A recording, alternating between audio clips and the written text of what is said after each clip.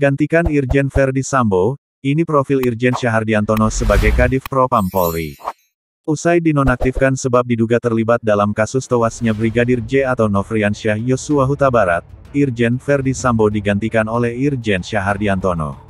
Ia diketahui dilantik langsung oleh Kepala Kepolisian Republik Indonesia atau Kapolri Listio Sigit Prabowo pada Senin, tanggal 8 Agustus tahun 2022 di Markas Besar Polri.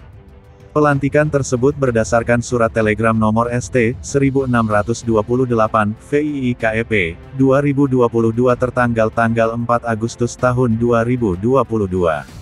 Dalam surat tersebut, Syahhardiantono dilantik sebagai Kepala Divisi Profesi dan Pengamanan atau Kadif Propam Polri. Sebelumnya, Syahhardiantono menjabat sebagai Wakil Kepala Badan Reserse Kriminal Polri atau Wakabareskrim.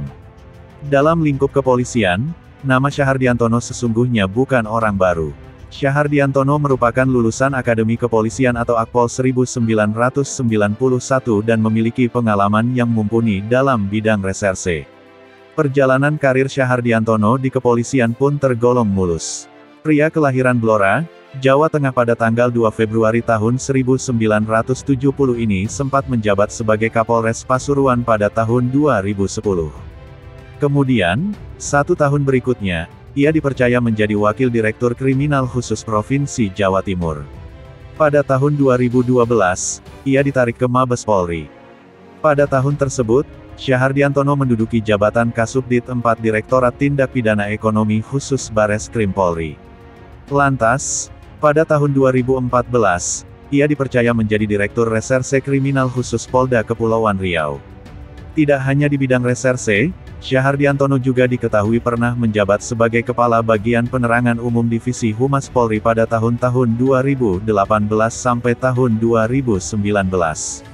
Alhasil, di tahun 2020, dia terpilih menjadi Kepala Biro Pengelolaan Informasi dan Data Divisi Humas Polri dan resmi menjadi Jenderal dengan bintang 1. Selain perjalanan karir yang moncer, Syahhardiantono pun dikenal telah menangani beberapa kasus besar.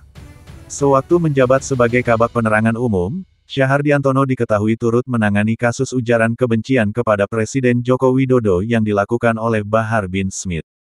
Kemudian, pada tahun 2020, ia dilaporkan berhasil menangkap penyelundup benih lobster sebanyak 73.200 ekor pada tahun 2020.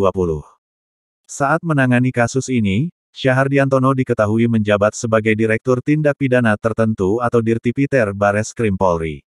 Pada tahun yang sama, yaitu 2020, Irjen Syahhardiantono pun langsung kembali naik jabatan dengan menduduki kursi sebagai Wakil Kepala Bareskrim Polri. Namun, jabatan ini harus ia tinggalkan pada tahun 2022. Sebab, secara resmi, Syahhardiantono ditunjuk untuk menggantikan Irjen Verdi Sambo sebagai Kadif Propam Polri.